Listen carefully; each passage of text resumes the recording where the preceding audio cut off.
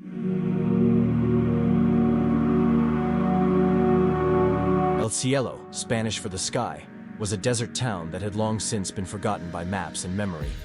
In July 1947, beneath a sky bruised with storm clouds, the silence of the night was shattered by a deafening explosion. Locals said it was a meteor. A bright streak tore across the sky, then vanished behind the red ridges near Talavera Air Force Base. But those who lived closest claimed something else. The ground trembled like a drumhead, and a low, humming tone lingered in the air long after the flash had faded. At first light, rancher Earl Maddox set out to inspect his land. What he found was no meteor. Half buried in a crater was a twisted metallic object unlike anything man-made, smooth, seamless, blackened but cold to the touch. Around it, the earth was scorched in a perfect spiral, and the nearby plants were shriveled and glassy, like they'd been microwaved from the inside out. Then he saw them. 3 small beings lay motionless beside the wreck. They were no taller than children, with gray-blue skin and eyes that took up most of their heads. One was still breathing, shuddering weakly. Earl approached with hesitant steps, then froze. He heard a voice, not through his ears but inside his skull. "Don't let them in." And then the being stopped breathing. Hours later, the military arrived, fast and organized like they had been expecting something. Soldiers fanned out across the land, closed the roads, confiscated camera film, and silenced any rumors. Earl was taken into custody. He never returned home. But beneath the floorboards of his ranch house, investigators decades later found a journal. Its leather cover burned around the edges, the pages yellowed and trembling with age. Inside, Earl had written what the military had erased. "I don't think they came from the stars. I think they were buried here, long before we ever walked this land. And now, they want back in." He described a strange object, egg-shaped, pulsing like a heartbeat, warm to the touch, but humming with impossible cold. He called it the Black Egg. In the final entries, Earl's handwriting deteriorated into frantic scrawls, looping spirals, and jagged symbols. Hours later, the military arrived, fast and organized like they had been expecting something. Soldiers fanned out across the land, closed the roads, confiscated camera film, and silenced any rumors. Earl was taken into custody. He never returned home. But beneath the floorboards of his ranch house, investigators decades later found a journal.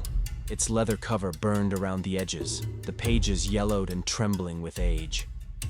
Inside, Earl had written what the military had erased. "I don't think they came from the stars. I think they were buried here, long before we ever walked this land. And now, they want back in." He described a strange object, egg-shaped, pulsing like a heartbeat, warm to the touch but humming with impossible cold. He called it the Black Egg. In the final entries, Earl's handwriting deteriorated into frantic scrawls, looping spirals, and jagged symbols.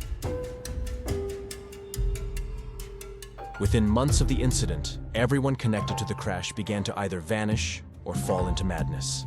Soldiers took their own lives. A medic was found miles away in the desert, her mouth stuffed with feathers and her eyes burned out. Dr. Ana Chavez, a base scientist, became obsessed with the egg. She drew diagrams of something she called the Bone Gate, a construct of bone and light that stood between 2 worlds. She claimed the crash wasn't a mistake. It was an attempted crossing. One night, she was found dead in her apartment. Her fingernails had been torn out, and she had scrawled a single phrase into the plaster wall. "We didn't open it. We only knocked." In the spring of 2024, a team of young content creators calling themselves Project I decided to investigate the legends of El Cielo. Drawn by urban myths and conspiracy forums, they journeyed to the ruins of the ghost town. The group consisted of Milo, the anxious leader haunted by vivid migraines and voices in static; Sierra, a quiet cinematographer who dreamt of a desert man with no face and a bleeding mouth; Evan, the tech head obsessed with magnetic anomalies and forbidden frequencies; June, the rookie, who had no idea she was a direct descendant of Earl Maddox. What began as a paranormal vlog quickly turned into something darker.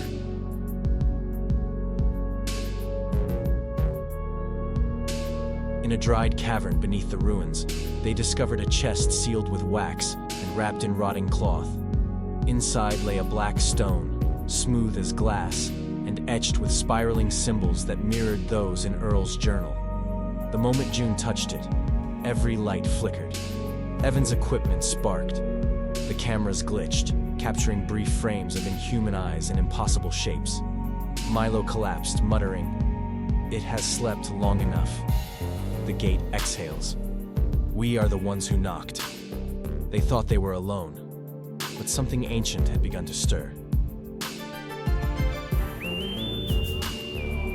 That night, the team camped near the cave, afraid to descend again.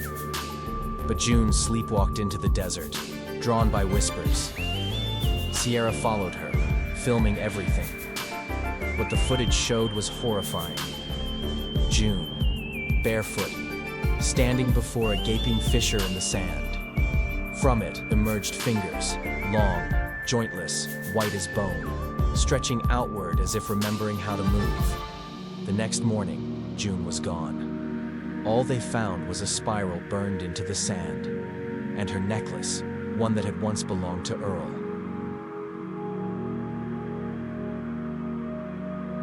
Their final stream aired 3 nights later, titled "It's Real." The feed was erratic.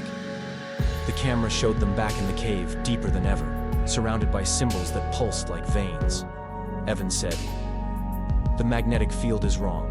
It's like it's alive." Then, one by one, they turned toward the camera. Their eyes were wide, blank. They didn't speak, but a voice whispered over the feed. "Closer, closer." The screen went black. The feed ended.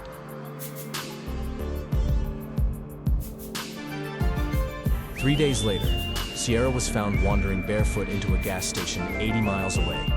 She was silent, her pupils dilated. She didn't recognize her own name. All she said was, "The gate is open. What's inside is us, and we are it." She had no injuries, but doctors found faint glowing spiral scars beneath her skin, visible only under blacklight. A week later, a video appeared on a private forum used by military archivists. Infrared footage from a drone showed 3 figures standing motionless in the El Cielo desert. Their eyes glowed white. One held the black egg. One raised a hand. The sand around them began to shift. Spiral patterns reappeared, just as they had in 1947. A caption on the footage read, "This is no longer El Cielo. This is the gate."